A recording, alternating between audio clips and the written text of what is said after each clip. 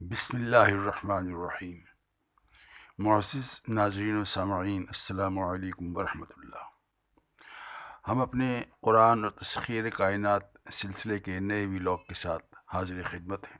ہمیں امید ہے کہ ہماری یہ کوشش آپ پسند کریں گے۔ براہ مہربانی ہمارے چینل دین اور دنیا کو سبسکرائب کیجیے، اور آپ کے کمنٹس بھی ہماری رہنمائی کے لیے ضروری ہیں۔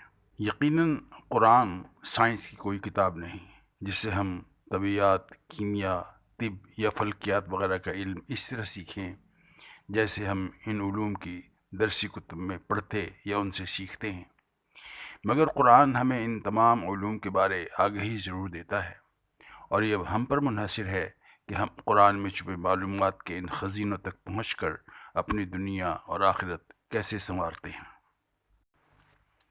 روایت ہے کہ حضور پاک صلی اللہ علیہ وسلم عموماً نماز جمعہ کی پہلی رکعت میں سورۃ الاعلیٰ اور دوسری رکعت میں سورہ الغاشیہ کی تلاوت فرماتے۔ سورہ الغاشیہ کی آیات 17 تا 20 پر غور فرمائیں۔ بسم اللہ الرحمن الرحیم۔ افلا ینظرون الی الابل کیف خلقت، کیا یہ اونٹوں کو نہیں دیکھتے کہ وہ کس طرح پیدا کیے گئے ہیں؟ وَإِلَى السَّمَاءِ كَيْفَ رُفِعَتْ، اور آسمان کو کس طرح اونچا کیا گیا ہے۔ وَإِلَى الْجِبَالِ كَيْفَ نُصِبَتْ، اور پہاڑوں کی طرف کہ کس طرح گاڑ دیے گئے ہیں۔ وَإِلَى الْأَرْضِ كَيْفَ سُطِحَتْ، اور زمین کی طرف کہ کس طرح بچھائی گئی ہے۔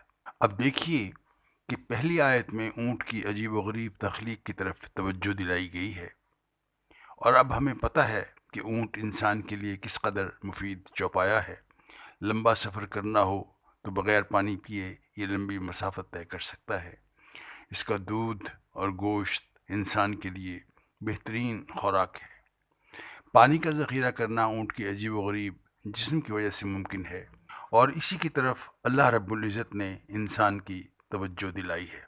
پھر کہا گیا کہ آسمانوں کی طرف کیوں نہیں دیکھتے، انہیں کس طرح اونچا کیا گیا ہے۔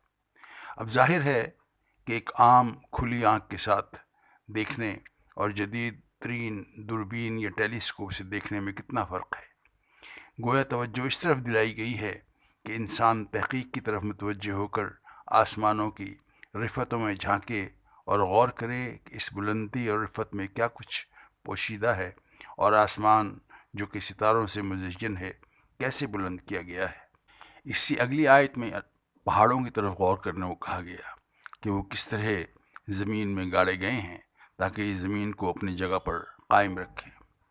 غور کیجئے کہ پہاڑ زمین میں ہر جگہ موجود نہیں، بلکہ یہ بلند پہاڑی سلسلے زمین پر مختلف مقامات پر بلند کیے گئے تاکہ توازن برقرار رہے اور زمین ایک طرف کو نہ لڑک جائے۔